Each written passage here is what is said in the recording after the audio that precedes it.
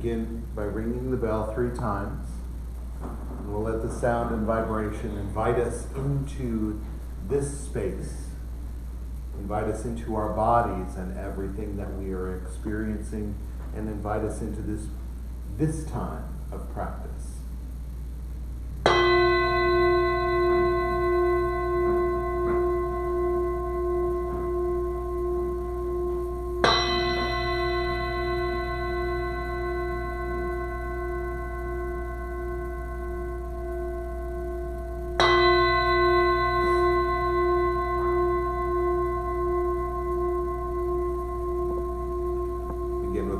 Clearing and wish-fulfilling prayer to Pawo, followed by our refuge prayer.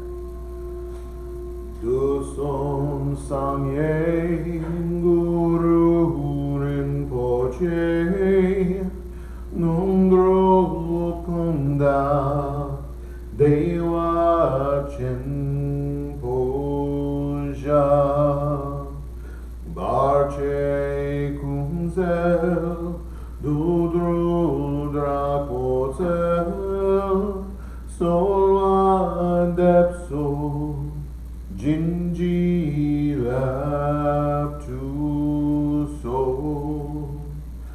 chinang sangwe barche jiwadam sampalungi druparjin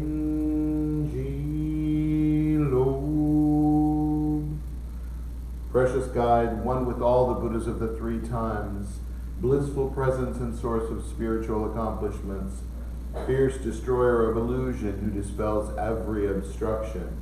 We pray to you for blessing, inspiration, and realization.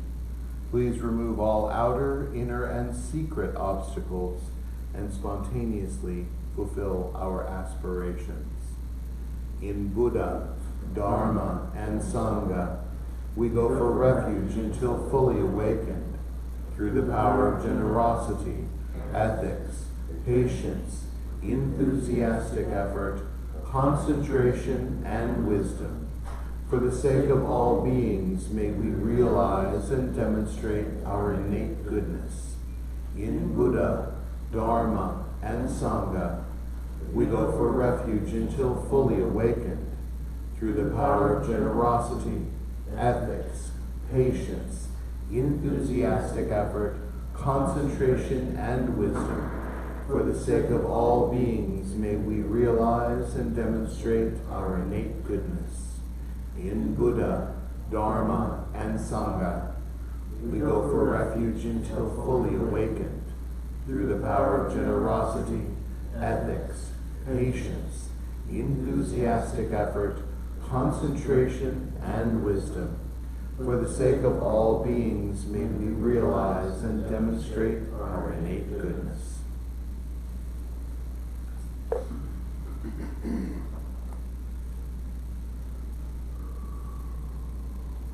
So we're going to begin a little bit differently this morning. We're going to have a little talk about practice before we practice. That way, while we practice, we can implement some ideas. How about that? So I wanted to talk about, as I was bringing up last week, what it is that we're doing during our practice.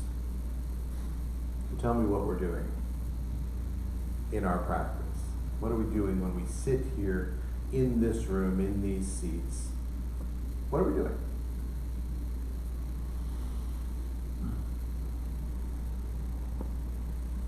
Taking a bliss break. Some of us are, and that's okay. When is it okay? When we're aware that we're doing it. Yeah. So remember, our goal is enlightenment, right? And what is enlightenment? Awakened awareness, right? So what are we awake and aware of in our practice? Truly, what are we, if you noodle down to, what are we actually paying attention to?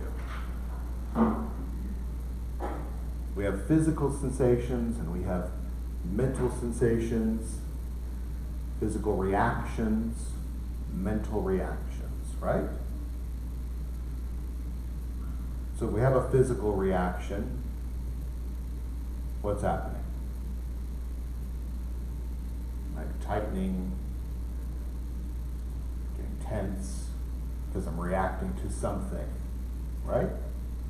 So maybe there was a sound that made me cringe, and I tighten up, and just have a physical response, right? A visceral response to that sound or whatever's going on, right? But it takes the awareness of thought to notice that, right? So we have to be aware of our thought that, oh, I'm having a physical reaction. Oh, look at that.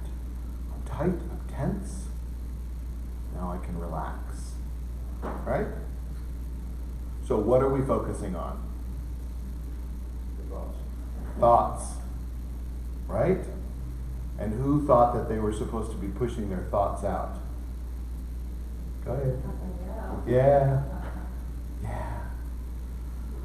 If we're pushing our thoughts out, we're pushing away the thing that we are to understand, the thing that we are to find calm abiding in. So we actually recognize the thought, not to get caught in it, not to diagnose it, not to try to pull it apart and why am I feeling this way? But instead just to notice it. Oh, I'm reacting. Look at that. I'm having a thought. I'm having a thought because I had a negative thought and I felt uncomfortable. So then there's a thought about that, right? Ooh, I feel uncomfortable. Retreat, right? Get away from that thing. That makes me feel uncomfortable. Or if we're feeling like we're really being insightful, let's dig in. Why do I feel this way? Oh, what from my childhood? What did my mother do to me? Right. That screwed me up, that I need to pick apart and put on my altar. Right? That's not it. It's not it. It's just being aware of our reactions. So as we sit and we start to experience things, we're going to have one of three reactions, right? Craving, aversion, or neutrality, right? Are there any other options? Thought comes up, I feel uncomfortable. Aversion. A thought comes up, I feel love and attachment. Crave, crave, crave, I want that. I don't want that to go away. I love that thing. I love that person. I love that feeling. Crave, crave, crave. Or there's neutrality. I don't really feel anything for that. But it can be a conscious awareness. And all three of those can be a conscious awareness. So as we sit and those thoughts start to come up, just perceive them and release them. Sounds easier than it actually is. But as it comes up, rather than trying to drive it away because it feels uncomfortable, or pull it close because we don't want to lose it, or dismiss it because it feels neutral, we can just let it be. So when we talk about Dzogchen being natural great perfection, and we've arrived in this experience with all of its experiences and all of its sensations. So we can just be in the practice of aware that we're having a thought in regard to all of it. That's how we experience, is through our thoughts, right? So let's try not to drive away our thoughts. And as we sit, because we'll have our typical Q&A after our sit, even the sensation of, oh, I know what I'm going to say. Oh, I've got this figured out. I know what I'm going to ask. I know what I'm going to ask. I know what I'm going to get caught in that. And now you've just had a practice of, oh, I gotta remember that thing, because it sounds really clever. So be aware that you're doing that as well. Simply be aware of your reaction. Simply be aware of your thought. And where does that get us?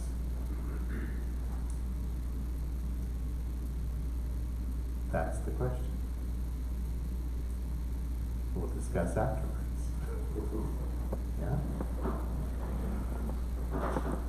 So let's start with a little chant. And as we chant, we're going to make sound and vibration. We're not necessarily singing. We're making noise. We're making a sound and vibration. We're participating in that sound and vibration. If you're not participating in that sound and vibration, you probably have an aversion to participating in that sound and vibration, and you can be aware of that. But simply be awake and aware of the experience. Yeah? So we'll chant Lama Cheno, which means calling in the Lama, really awakening the teacher within.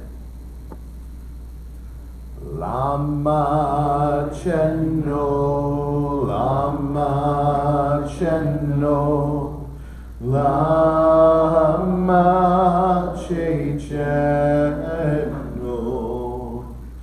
Lama Cheno, Lama Cheno, Lama Che Cheno, Lama Cheno, Lama Cheno, Lama Che Cheno, Lama Cheno, Lama Cheno, Lama Che Cheno, Lama Cheno, Lama Cheno, Lama Che Cheno, Lama Cheno, Lama Cheno, Lama Che Cheno, Lama Cheno, Lama Cheno, Lama Che Cheno, Lama Cheno, Lama Cheno, Lama Che Cheno, Lama Cheno, Lama Cheno, Lama Che Cheno, Lama Cheno, Lama Cheno, Lama Che Cheno, Lama Cheno, Lama Cheno, Lama Che Cheno, Lama Cheno, Lama Cheno, Lama Che Cheno, Lama Cheno, Lama Cheno, Lama Che Cheno, Lama Cheno, Lama Cheno, Lama Che Cheno, Lama Cheno, Lama Cheno, Lama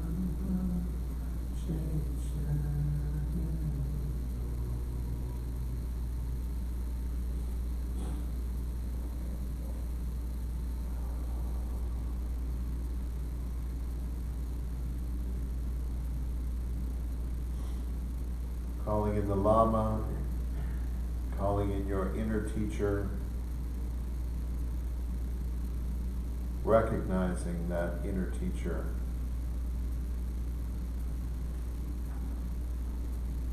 merging with and melting into that teacher.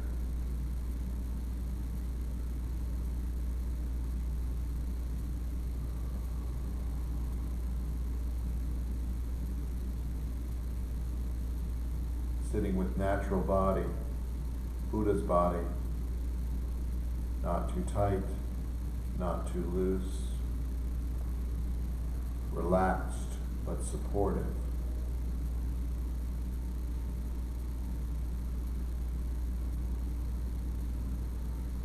Breathing fully to your lower lungs, Buddha's breath,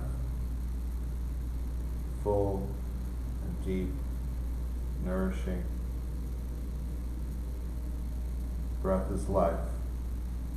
Breathe it in and then release it.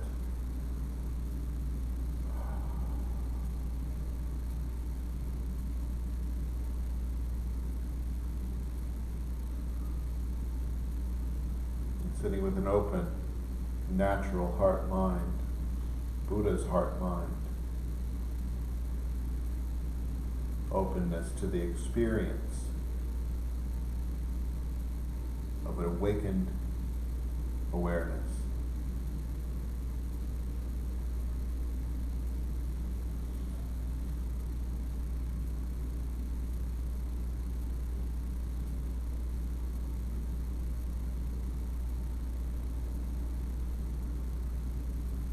So today, focus on your thoughts, perceive them, and release them.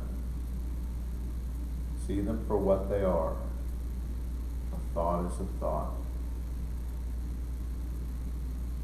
A thought is not us, but of us.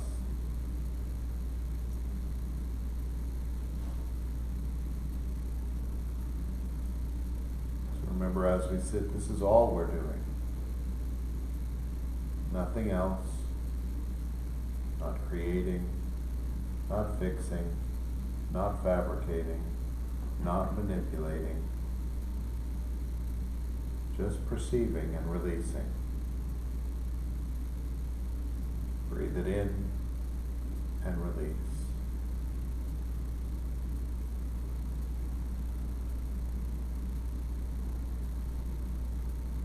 Natural body, natural breath, natural heart-mind.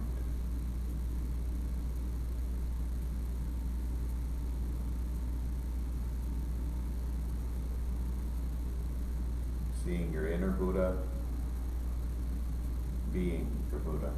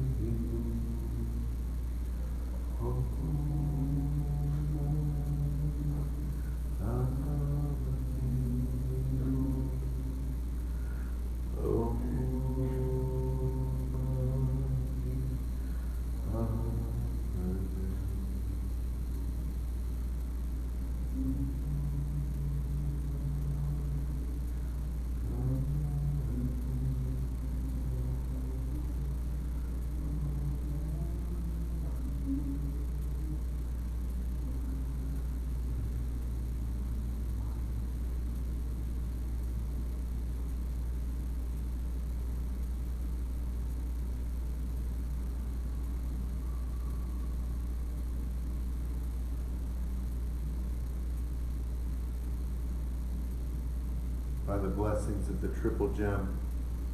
May the minds and hearts of all beings be attuned to the sublime Dharma. Bless us to move forward on the path of true understanding. May the way be cleared of all impediments. Bless us that the elusive vision may appear in the light of the transcendent wisdom of Buddha. May unskillful thoughts and actions cease to arise. Bless us with the awakening of true love and compassion. May all beings realize perfect enlightenment.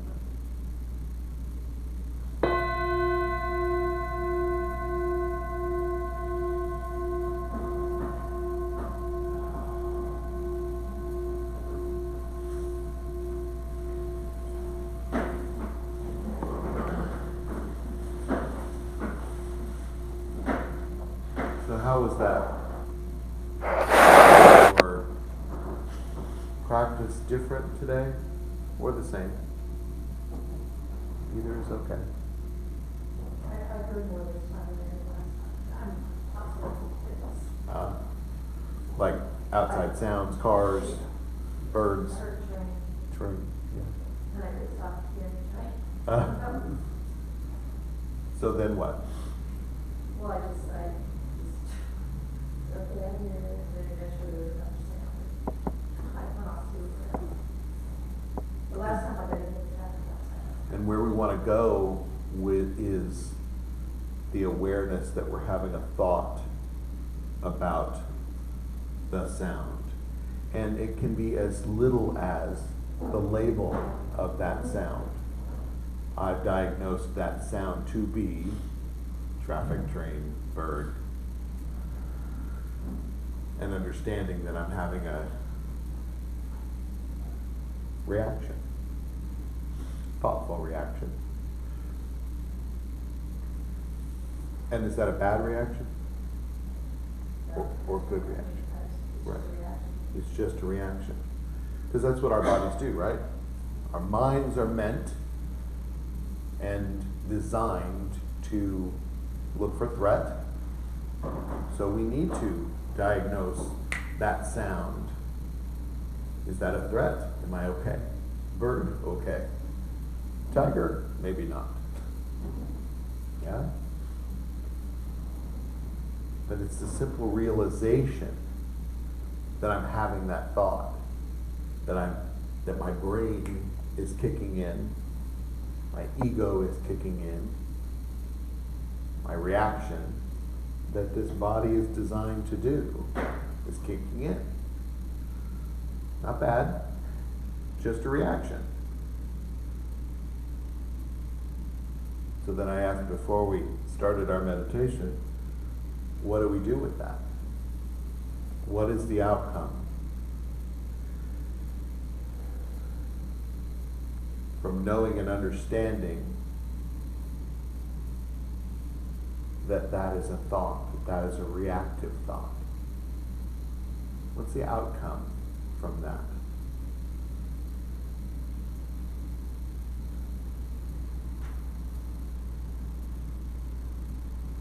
Maybe hopefully from that acceptance, there's, it's acceptance, it's understanding that those are just thoughts that or reactions that you're having, and then you can move on. With what happens when we have understanding and then we have, starts with A, the other A. Acceptance? No? Luke.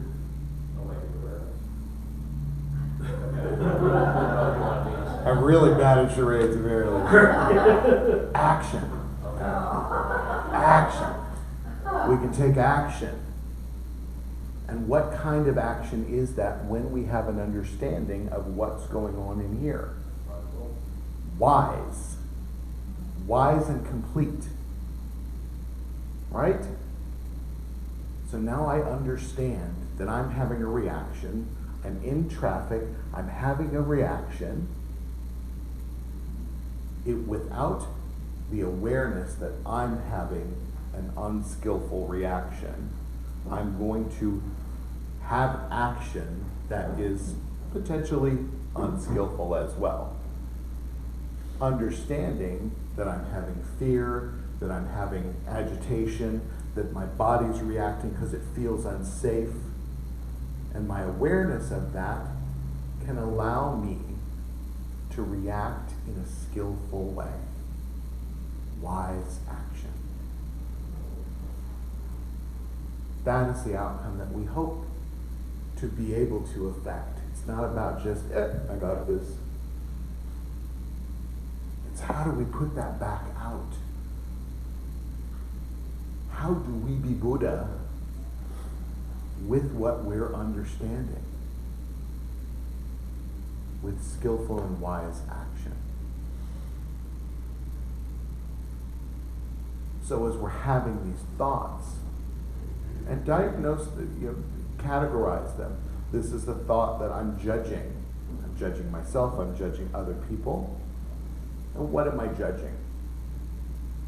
Their ignorance? My ignorance? I don't know. But what happens when we're just judging?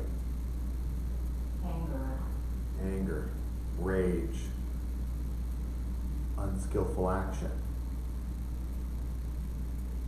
But taking a step back and understanding that first, because there's two things I just mentioned. One is me. Am I having an ignorant reaction? Is someone else having an ignorant reaction?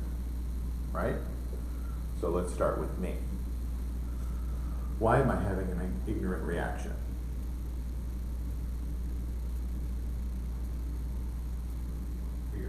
Fear. Probably. And we're unaware of it. We're just having a reaction. We're just having a karmic reaction.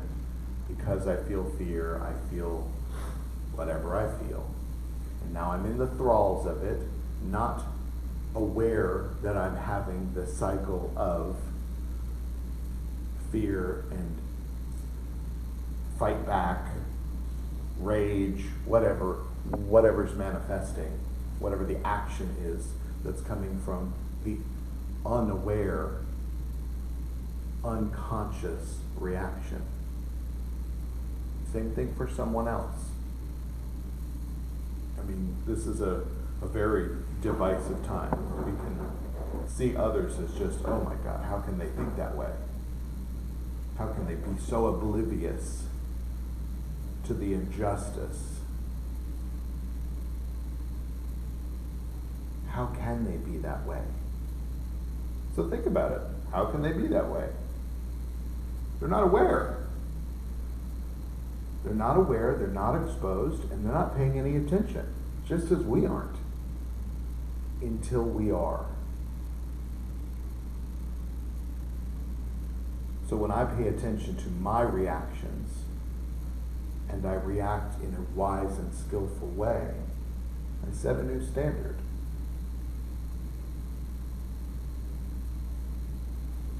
Does that make sense? Be the model and mentor without standing on the pulpit. You don't need a podcast.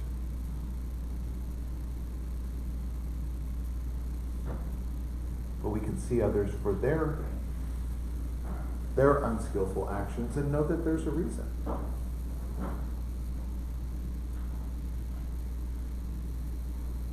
And it's not that they're intentionally trying to hurt us.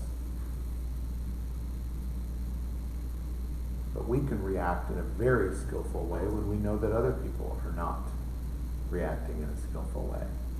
Step away.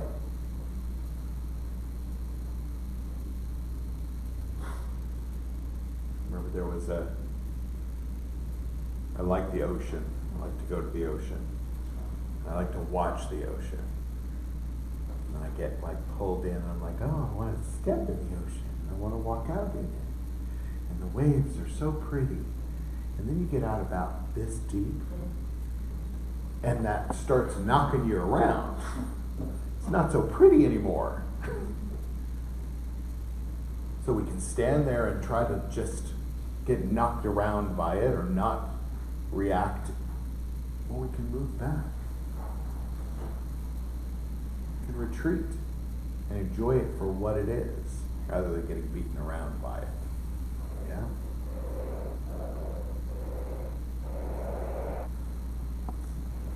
Does that feel useful? Relevant and timely, yeah. It's hard to, I think it's hard. For me, it was hard to embrace the thought, like, as a practice, rather than push it away as a practice and take a break, because our minds are always doing the thing and we need a break. And that's okay too. Make sure you take a break from the doing and just do the being. But part of that being is the thoughts that arise naturally around us, within us, because of all the stimulus that's happening. It's nice to come into a space like this where it's the stimulus is less. You can still hear birds and cars and things outside, but it's not so much calling us to do something, not adding to our task list. It wasn't the dryer buzzing or the dog at the back door. There's not so much. So it's useful to take a space in a sanctuary, in a special place where we can just sit and do nothing and take a break from all the doing. But in our true practice, we're seeing everything for what it is. Physical reaction, mental reaction, and allowing it to be what it is without getting pulled into its thrall. That's calm abiding.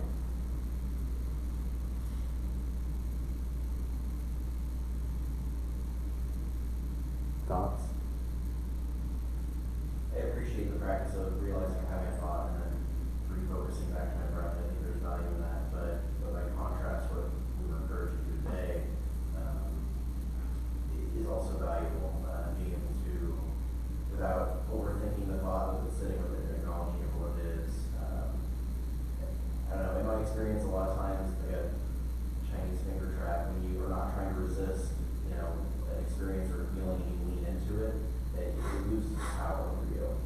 And so being able to sit with that thing and recognize I'm feeling, physical reaction, I'm feeling mental, emotional reaction, being able to recognize that without quickly redirecting back to my breath, but sitting with it, which is, it's not always comfortable. We are not inclined to do so, I think, but there's value in it. Well, and following it too, I think, is an important exercise, and following it in why am I having that reaction? Why am I having that reaction to that reaction? Because we often get just stuck. I always react that way, so we get stuck. Instead of pulling that apart, just pull the threads of that just a little bit more, and why? I like the 5 whys thing. Just keep pulling at the why. Why am I reacting that way? What experience have I had that has led me to react that way in a repetitive manner and an unskillful manner? Why? And I think I've shared probably 20 or 30 times that traffic is a trigger for me, and I've realized by why that I have a fear.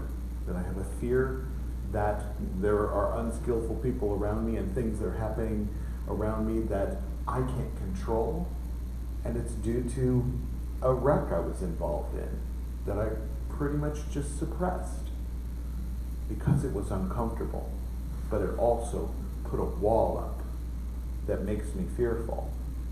And my unskillful reaction was often to hang out the window and scream at people about their unskillfulness. Not super skillful, because they have no idea what's going on with me. But it's also made me understand other people and their experiences, because everyone else is having an experience as well. Maybe they don't feel confident driving. Maybe it's the first time driving that car. I drove Darren's car a few weeks ago, and I thought, I feel like it's my first day driving. I didn't like it. I want my own car back. You asked earlier, am I having an ignorant reaction or are they having an ignorant reaction? And the example you just used is something that I was thinking when you first asked that question. I was like, yeah, it's usually both. Yeah. I'm responding ignorantly to an ignorant reaction I've seen. Yeah. And typically unaware that we're actually having a reaction until we pay attention that we're actually having a reaction. Briefly unaware, and then, yeah, I'm doing it again, yeah. And not judge, Yeah. you know, that, oh, there it is again. Not I'm doing it again, but maybe there it is again. Yeah. I think it's useful. Sure. Just thinking about relationships also, how, growing up with parents who argued a lot, my husband and I both grew up in those kinds of arenas.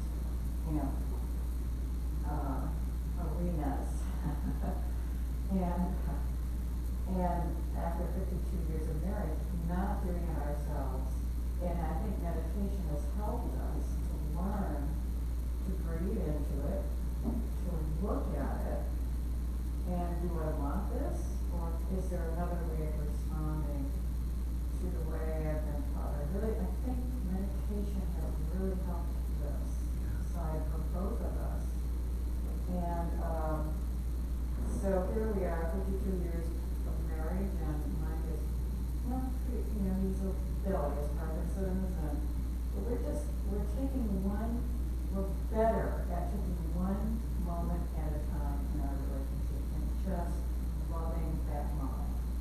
And if something goes wrong, we just address it without all the, you were supposed to do it this way, or blah, blah, blah. And it's, I don't know where that comes in with meditation, but there's something there about meditation that has helped us. I think to me, it helps us to understand what conflict is about, what arguments are about. Because what are they typically about? It's going to be, I'm right.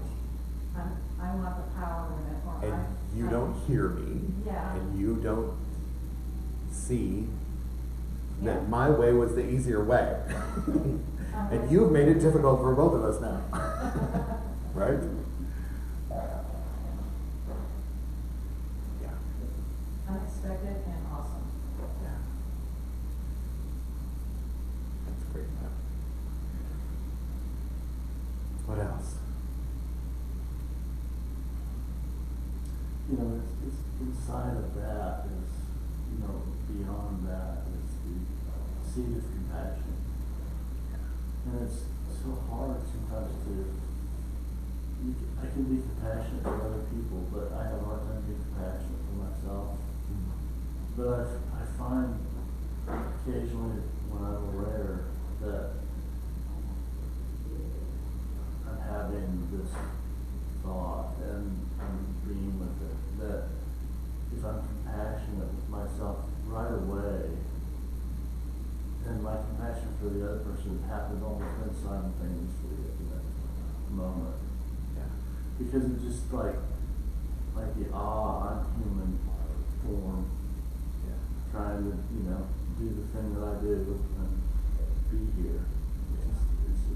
It's an interesting moment when you have that. Have you figured out why it's so hard